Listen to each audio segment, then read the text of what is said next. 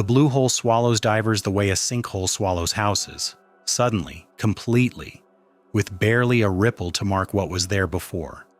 On October 28, 2019, it took Mara and Daniel Voss, a married couple from Portland who'd come to Egypt's Red Sea coast to celebrate their 10th wedding anniversary. I'm Lucas, and this is Lost Files. We tell the stories that mainstream media ignores, the disappearances, the mysteries, the cases that deserve more attention. If you know a story that needs to be heard, drop it in the form linked below. And if this one stuck with you, subscribe and let me know your thoughts in the comments. They descended into the crystalline water at 9:47 a.m. following their dive guide Farouk Nasser toward the famous underwater arch that draws technical divers from around the world. 43 minutes later, Farouk surfaced alone. They just didn't come back up, he told the Egyptian Coast Guard, his English crisp despite the stress. I waited at the safety stop. I called for them underwater. Nothing. The search lasted 3 days. They found nothing. 6 weeks later, on December 10th, a man matching Daniel Voss's description was found wandering the fishing docks of Eilat, Israel, 200 miles north across an international border he had no memory of crossing. He was dehydrated, confused, speaking in fragments. He had no identification, no explanation for where he'd been, but clutched in his right hand so tightly the Israeli paramedics had to pry his fingers open was a gold wedding ring engraved with initials that belonged to neither him nor his wife. The initials belonged to a British man who had drowned at the Blue Hole 4 years earlier. This is the story of what happened in the 6 weeks between Daniel's disappearance and his impossible return, and the photograph his wife left behind that changes everything.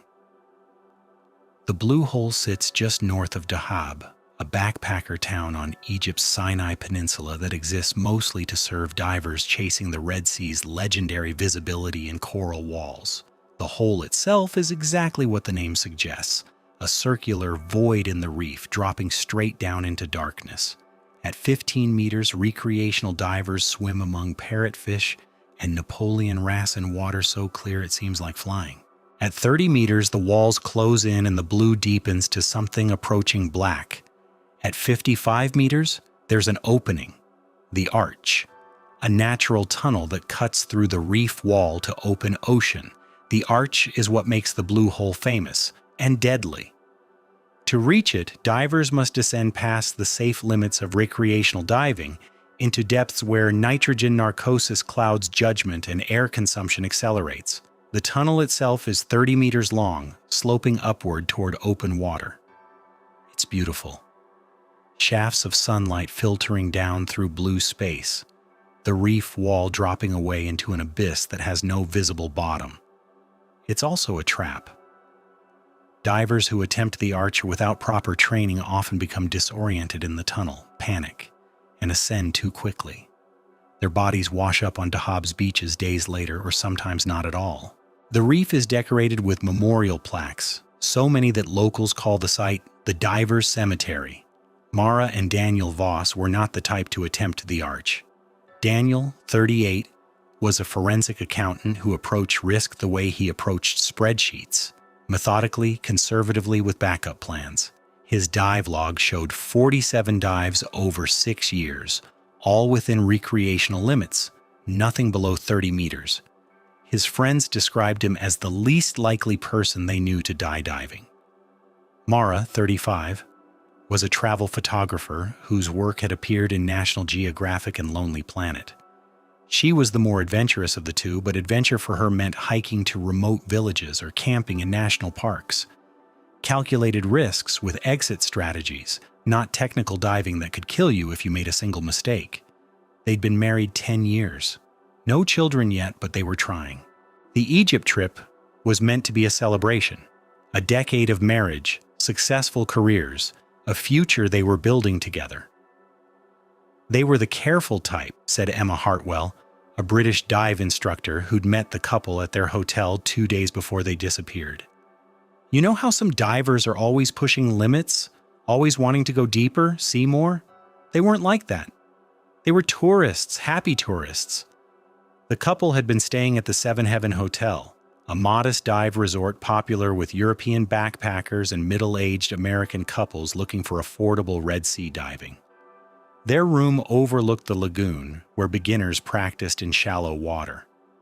Mara had been photographing everything: the coral gardens, the fish, the other divers, the town itself.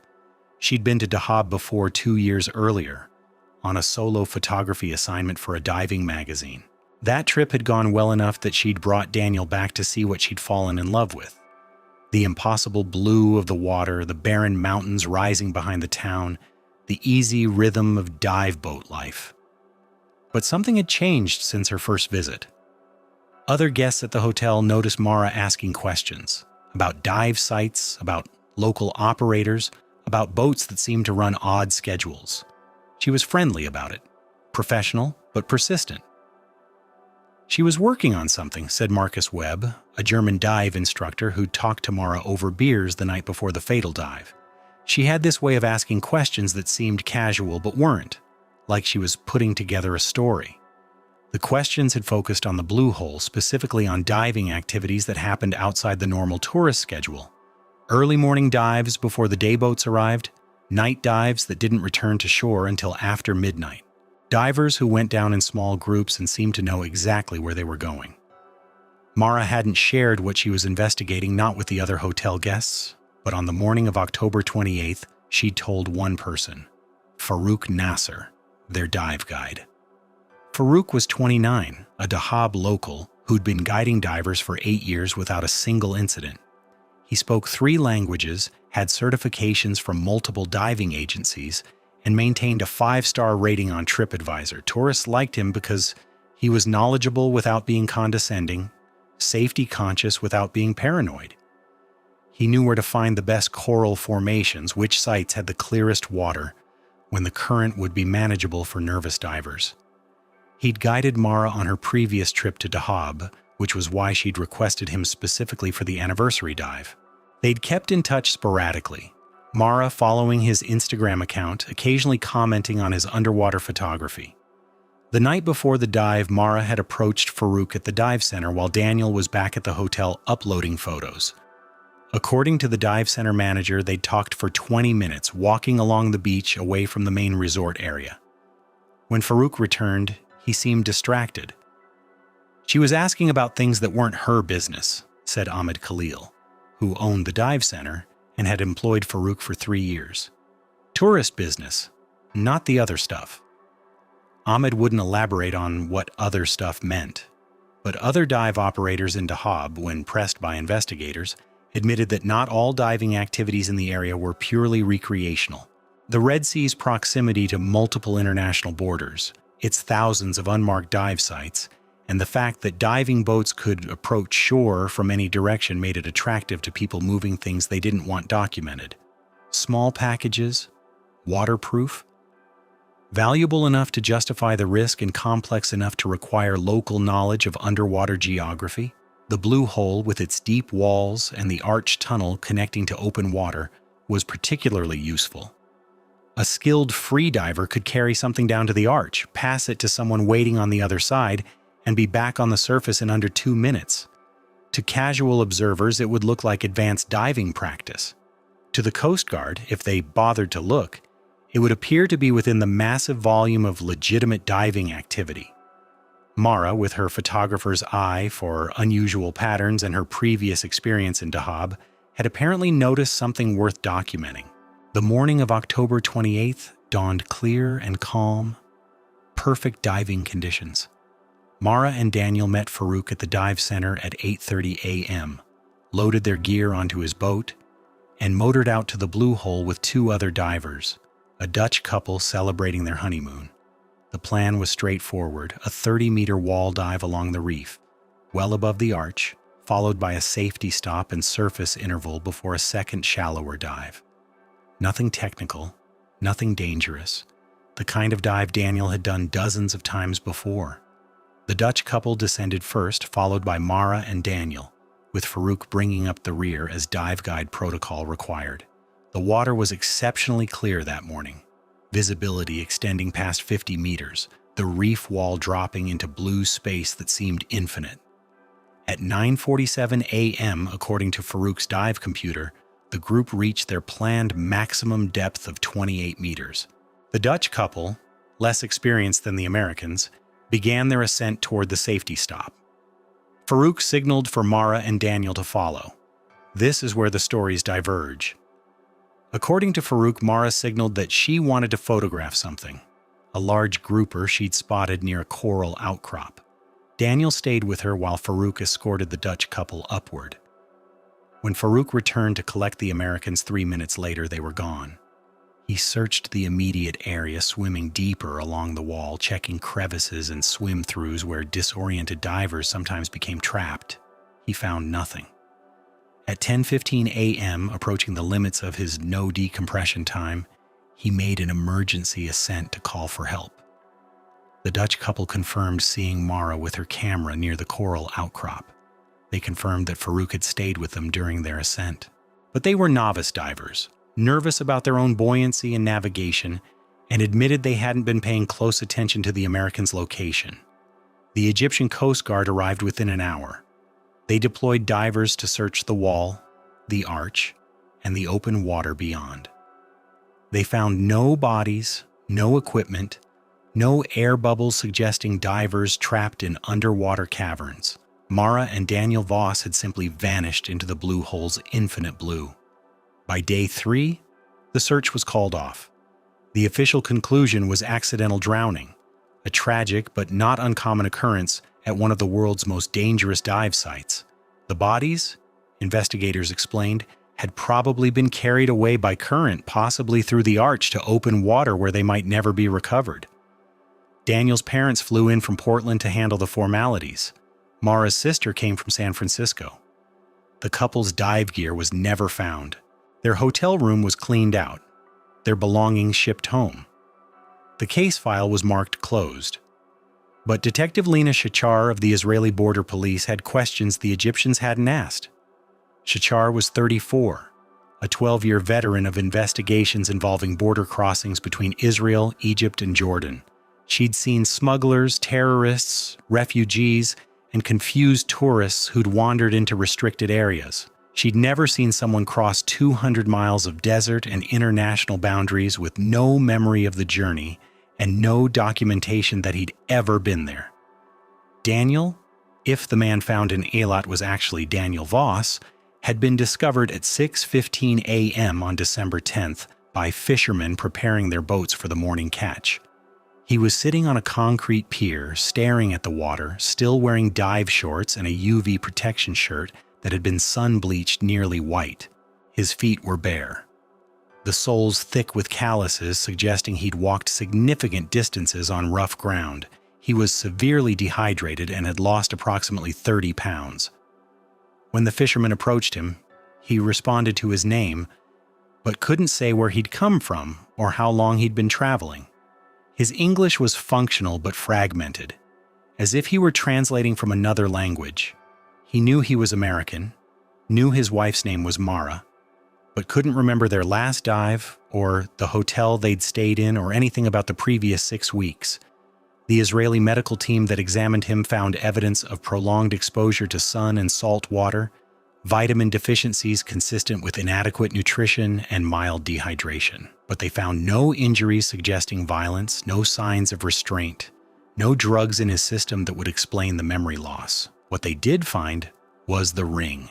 It had been pressed into his palm so tightly that the metal had left impressions in his skin. The ring was 18-karat gold, well worn, with an inscription on the inner band, J and S Forever, August 14th, 2010. Shachar ran the inscription through missing persons databases and found a match within hours. Jonathan Mitchell, a 32-year-old marine biology student from Manchester who had drowned at the Blue Hole on September 15th, 2015. His body had been recovered 2 days later.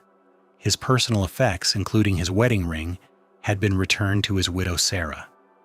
Sarah Mitchell, contacted by phone at her home in England, confirmed that her husband's ring had been buried with him 4 years earlier. "That's impossible," she told Shachar, her voice shaking. "I put it on his finger myself before they closed the coffin. I watched them lower the coffin into the ground. Shachar requested exhumation of Jonathan Mitchell's remains through international legal channels. The process would take months. But she had enough questions to keep Daniel Voss under protective observation while she tried to understand how a man could drown in Egypt and surface in Israel carrying a dead man's ring that should have been buried in England. Daniel was taken to Hadassah Medical Center in Jerusalem for evaluation. The psychiatrist found him lucid, but with significant gaps in memory. Not just the 6 missing weeks, but fragments of the days leading up to the dive. He remembered arriving in Egypt, remembered checking into the hotel, remembered meeting other divers. But the specific conversation with Farouk, the descent into the blue hole, the moment something went wrong, all of it was gone. "It's like there's a wall," he told Dr.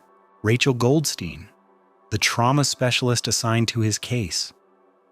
"I can remember being in the water, being happy. Mara was taking pictures. And then nothing until I'm sitting by the water in a place I've never seen before."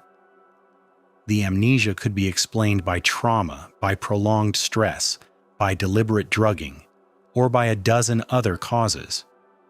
What couldn't be explained was the logistics. How an American citizen with no valid documents had crossed the Egyptian-Israeli border, traversed 200 miles of difficult terrain, and ended up in a fishing village with no memory of the journey. The Taba border crossing between Egypt and Israel is heavily monitored, with cameras, guards, and computer systems that log every passport scan. Daniel Voss had never passed through it. Neither had anyone matching his description. The alternative routes, through Gaza, through Jordan by sea, all had their own surveillance and documentation requirements. None showed any record of Daniel's passage. Someone drove him, Shachar concluded in her initial report. Someone with legitimate border crossing documentation. Someone who knew where to take him and when to abandon him.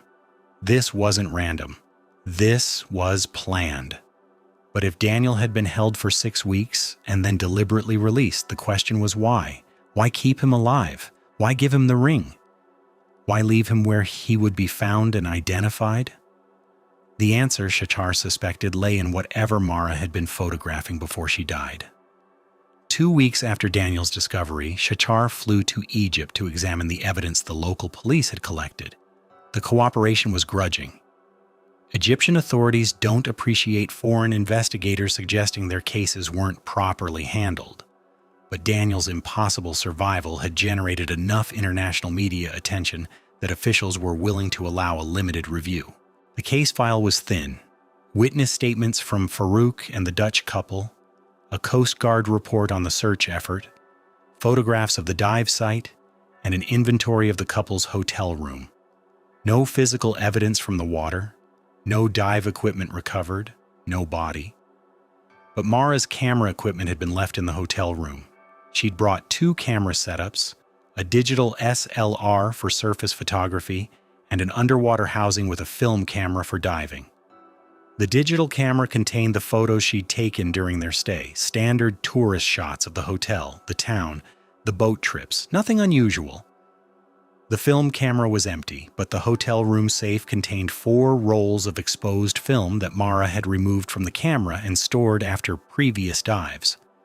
The Egyptian police had inventoried the film canisters but never developed them. Why would they? The case was closed. The Americans had drowned. Film from earlier dives wouldn't change that conclusion. Shachar requested copies of the film through diplomatic channels. The request was denied. The film canisters were evidence in a closed investigation and couldn't be released to foreign law enforcement. So Shachar called Daniel's sister-in-law in San Francisco. Jessica Voss, Mara's sister, had been designated the executor of their estate. She had legal authority to claim their personal effects from the Egyptian authorities. Unlike the police, she could have the film developed privately. "They told me it was just vacation photos," Jessica said when Shachar reached her by phone. "Pictures of fish and coral and other divers. I was going to develop them anyway for the family, but if you think they might be important..." Shachar thought they might be very important indeed. 3 days later, Jessica called back. She'd had the film developed at a professional lab in Los Angeles. 3 rolls contained exactly what the police had suggested: underwater photography of coral formations, tropical fish, and other divers enjoying the Red Sea. The 4th roll was different. "There are people in these photos," Jessica said, her voice strange. "Not tourists, not dive guides. They're deeper than the other pictures, darker, and they're passing something between them." The photographs were taken at depth, probably near the arch, in water blue enough to suggest the edge of the recreational diving envelope. The subjects were not wearing standard recreational dive gear. No bulky buoyancy control devices or weight belts, just masks, fins, and what appeared to be military-style rebreathers that produced no air bubbles.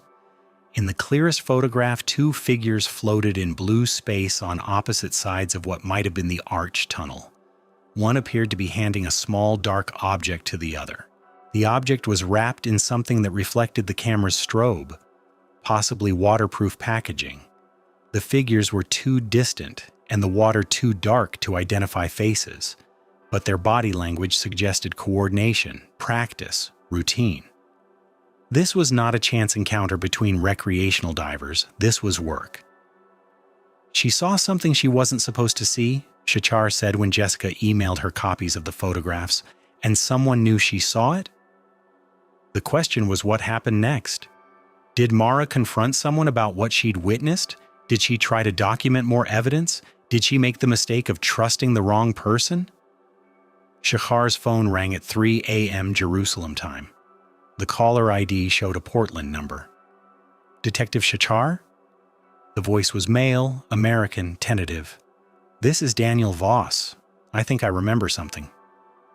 Daniel's memory had returned in fragments, like photographs developing in chemical baths. First shadows, then shapes, then terrible clarity.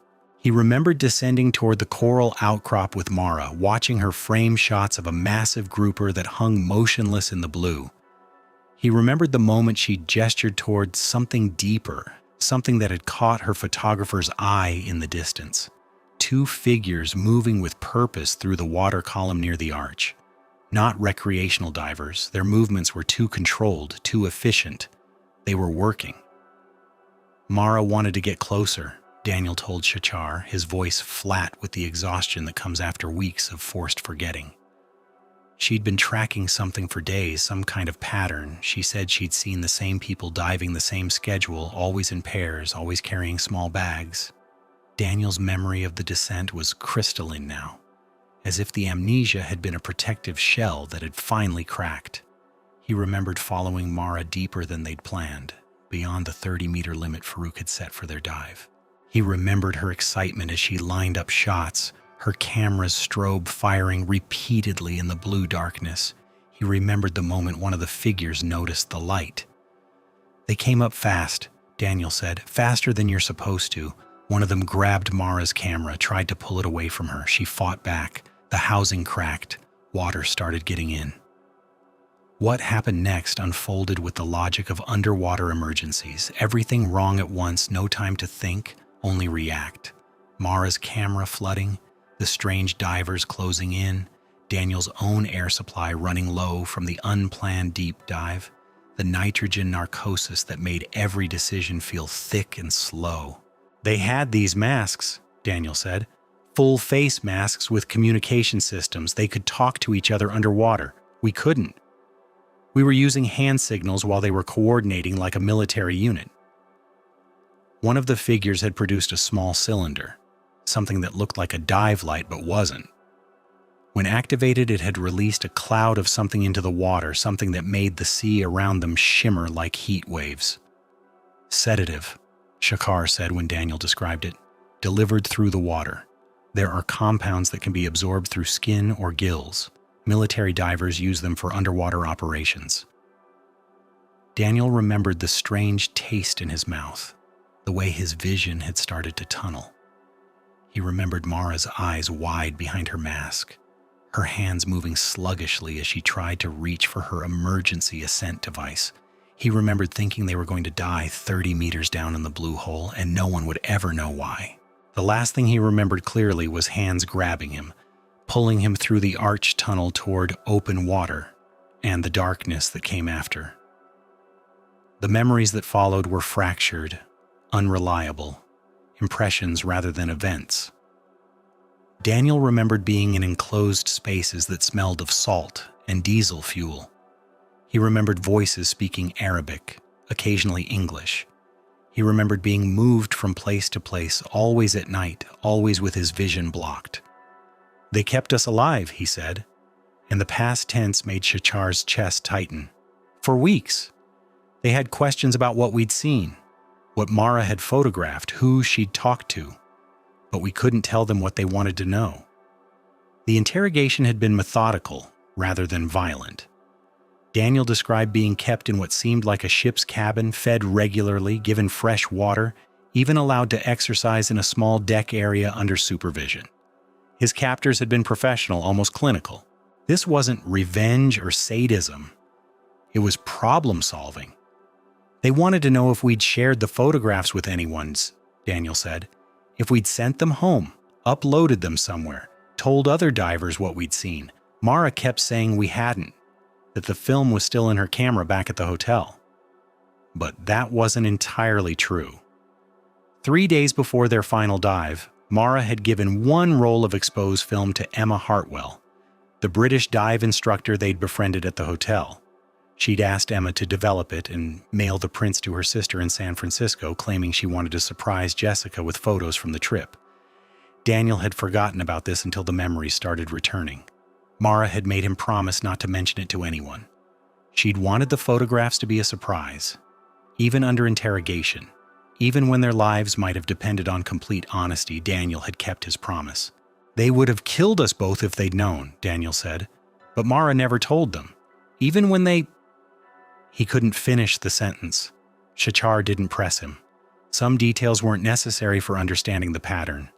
The operation Daniel and Mara had witnessed was sophisticated, international, and worth killing to protect. Small packages moved through underwater routes that bypassed traditional border security. Coordination between different diving groups on both sides of international boundaries. A supply chain that used the Red Sea's legitimate diving activity as cover for something far more valuable than tourism. "Diamonds," Shachar said when she briefed her supervisor 3 days later. "Not the size of rocks. Industrial diamonds, synthetic diamonds, diamond dust used in manufacturing, small enough to fit in waterproof containers, valuable enough to justify the risk, legal in most countries, so the penalties for getting caught are manageable." But the investigation had revealed something larger. The diving operation at the Blue Hole was just one node in a network that stretched from African mining regions through Middle Eastern processing centers to European industrial customers. The underwater handoffs were happening at dive sites across the Red Sea, probably the Mediterranean, possibly the Caribbean. "We're talking about millions of dollars in goods moved annually," Shachar continued. "No customs inspection, no shipping manifests, no paper trail. Just recreational divers who happen to swim very precisely and carry very specific equipment." The network had operated successfully for years by maintaining absolute invisibility. No violence, no confrontation, no reason for law enforcement to pay attention. Tourist divers occasionally saw things, but what they saw looked like advanced diving practice or underwater photography or marine research. Nothing worth reporting. Mara's photographs had changed that calculus. For the first time, someone had documented the operation clearly enough to reveal its systematic nature. Worse, she was a professional photographer with the connections and credibility to make her evidence matter. So they'd had to disappear her. But Daniel's survival presented them with a different problem. "Lie! They kept me alive because they needed to know what I knew," Daniel told Shachar during his 5th interview session. "But after 3 weeks, they realized I didn't know anything useful. I wasn't the photographer. I wasn't investigating anything. I was just the husband who'd been in the wrong place." The decision to release him had been pragmatic rather than merciful. Daniel alive, but memory damage was less dangerous than Daniel dead and missing, especially with international media attention on the case. His survival would close the investigation, confirm the accidental drowning theory, and eliminate the risk of continued searching that might expose other aspects of the operation. But they needed to solve one problem: how to move him from wherever they'd been holding him to somewhere he could be found without implicating themselves in his disappearance. The answer was Jonathan Mitchell's ring. They told me it belonged to someone who'd tried to interfere with their operation, Daniel said. Someone who'd asked too many questions, taken too many photographs. They wanted me to carry a message. The message was simple. This is what happens to people who see things they shouldn't see. This is what remains of the curious ones. Jonathan Mitchell had drowned at the Blue Hole in 2015, officially another victim of the Arch's dangerous currents. But the ring's presence in Daniel's hand suggested otherwise. Mitchell hadn't been an accidental fatality. He'd been a witness who'd had to be silenced. They made me hold it, Daniel said, his hands shaking slightly. For days. They said I had to understand what it meant. I had to remember the weight of it. When they finally drugged me and left me in Eilat, the ring was the only thing I could remember clearly. The amnesia drugs they'd used were sophisticated, military-grade compounds that could selectively erase short-term memories while leaving basic identity and language function intact. But they'd miscalculated the dosage, or the timing. Instead of erasing everything about the captivity, the drugs had created a barrier in Daniel's memory that slowly weakened over time. They wanted me to remember the ring but forget everything else, Daniel said. It almost worked. If Detective Shachar hadn't connected the ring to Mitchell, I might never have remembered the rest. But now he did remember. And with his memories came a terrible certainty. Mara wasn't coming back. The film roll that Mara had given to Emma Hartwell contained 17 photographs of the underwater operation. Unlike the images Shachar had seen from Mara's hotel room, these were taken with professional underwater lighting equipment and showed faces, equipment details, and coordination that left no doubt about the systematic nature of what was happening. More importantly, they showed the operation extending beyond the Blue Hole. Several photographs had been taken at different dive sites along the Egyptian coast, suggesting Mara had been tracking the network for her entire stay in Dahab. She was working on a story, Emma Hartwell told Shachar by phone from Manchester, where she'd returned after her diving season in Egypt ended. She never said so explicitly, but she asked questions like a journalist, about diving schedules, about boats that ran unusual routes, about local guides who seemed to have more money than their tourist income would explain. Mara had been systematic in her investigation. She'd photographed not just the underwater handoffs, but the surface support, specific boats, specific crew members, specific patterns of movement that connected seemingly unrelated diving activities. The photographs were evidence enough to justify international arrest warrants, asset seizures, and a comprehensive investigation of diving operations across the Red Sea, but they were also Mara's death sentence. She documented everything, Shachar said. Names, faces, methods, coordination. She could have brought down the entire network single-handedly. They couldn't let her live. The question that remained was where they'd killed her. Daniel's recovered memories provided part of the answer. During his captivity, he'd been moved between different locations, sometimes boats, sometimes buildings, always near water. In one location, he'd heard machinery that sounded like industrial equipment. In another, he'd smelled chemicals that reminded him of photo-developing labs or marine research facilities. They had a base of operations, Shachar concluded. Somewhere they could hold people, process materials, coordinate with different diving teams, somewhere isolated enough to be secure but connected enough to support international logistics.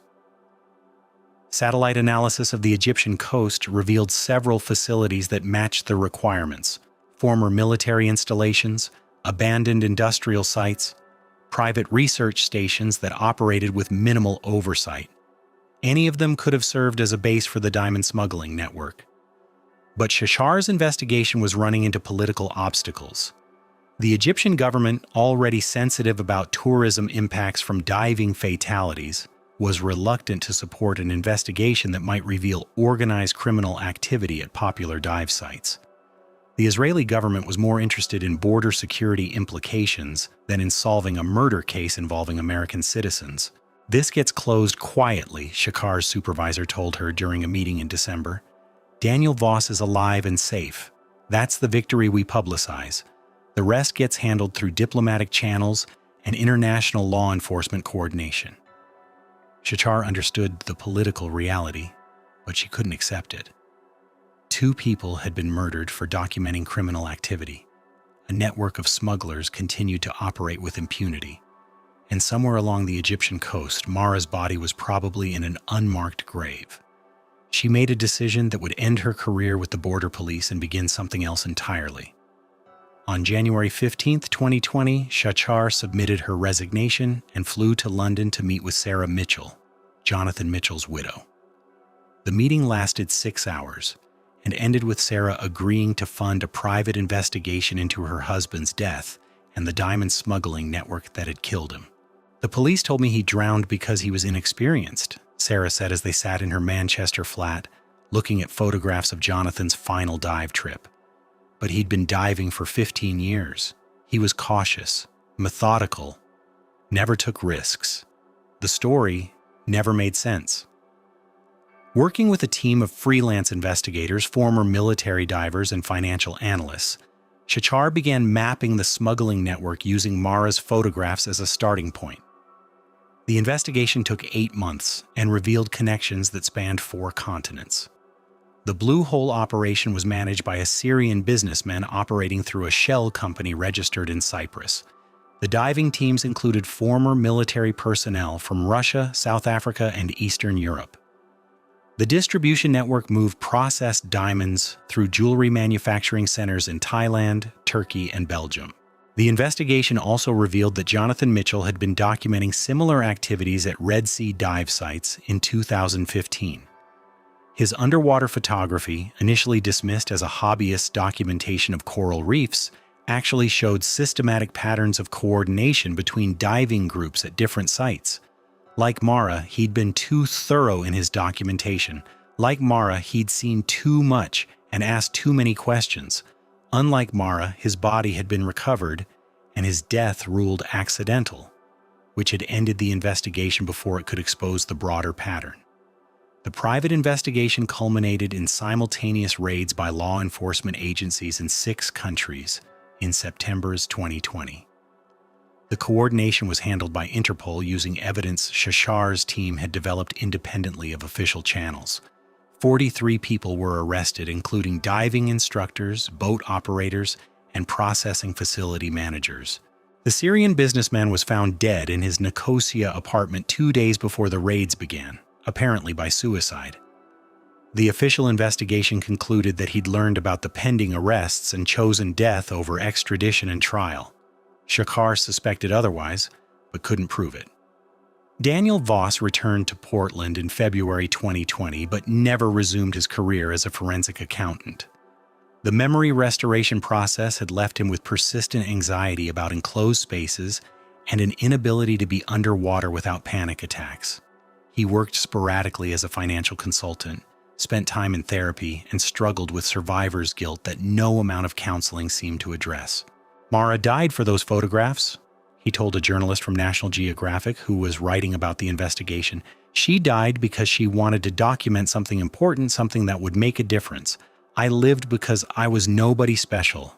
I was just there." He'd never remarried, though he'd moved in with a social worker named Claire who specialized in trauma recovery. He'd never returned to diving. The Blue Hole existed for him now only as the place where his life had split into before and after.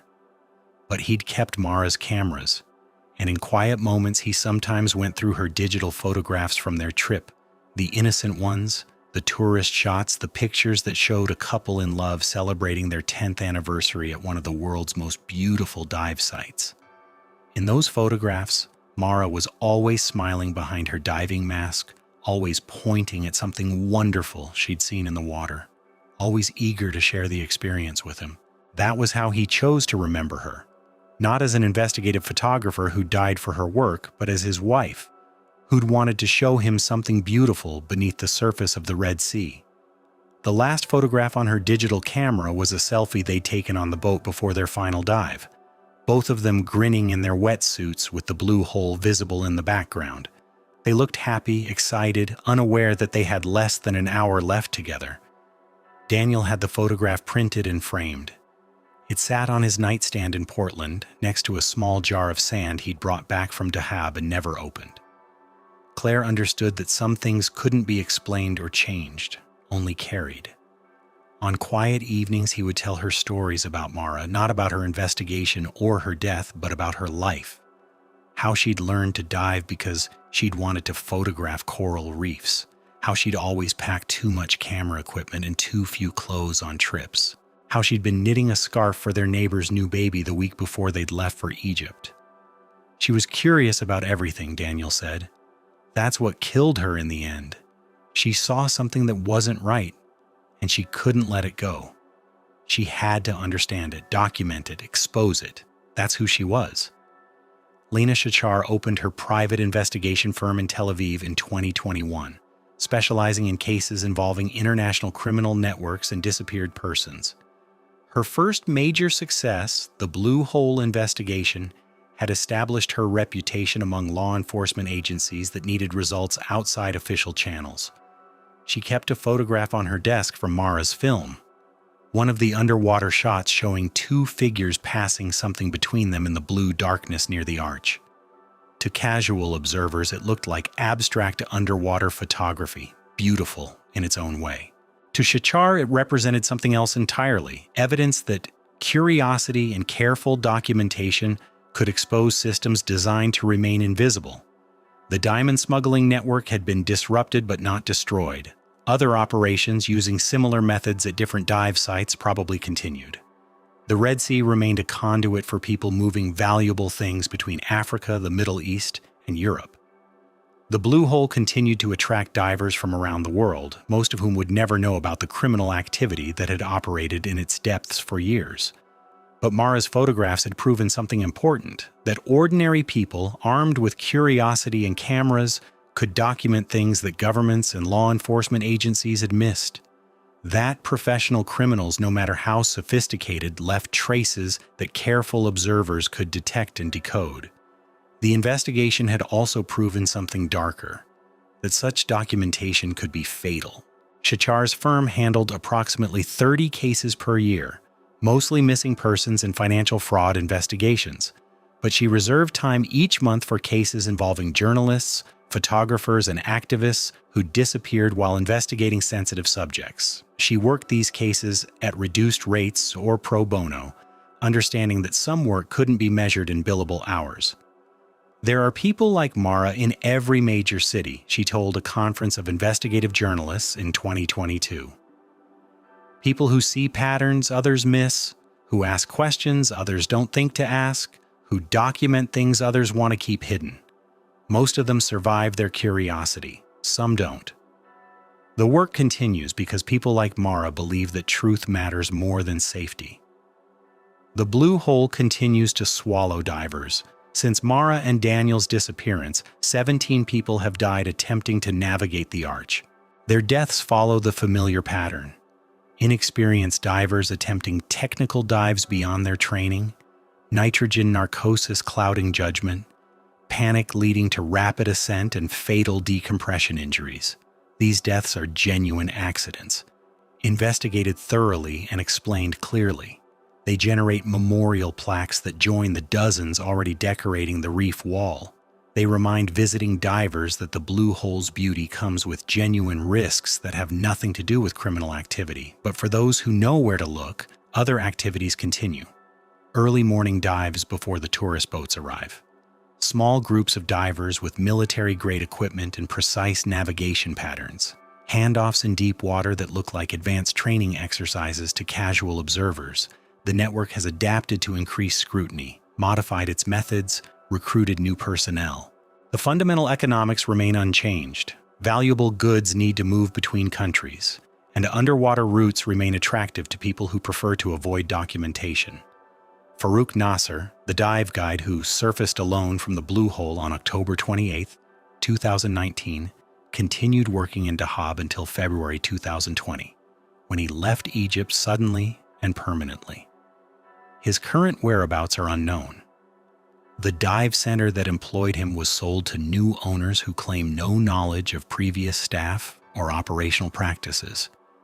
The blue hole itself remains magnificent, a circular window into the Red Sea's deepest water, surrounded by coral gardens that support thousands of species and crystalline visibility that extends beyond 50 meters on clear days.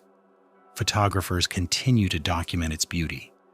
Divers continue to push their limits in pursuit of the perfect underwater experience.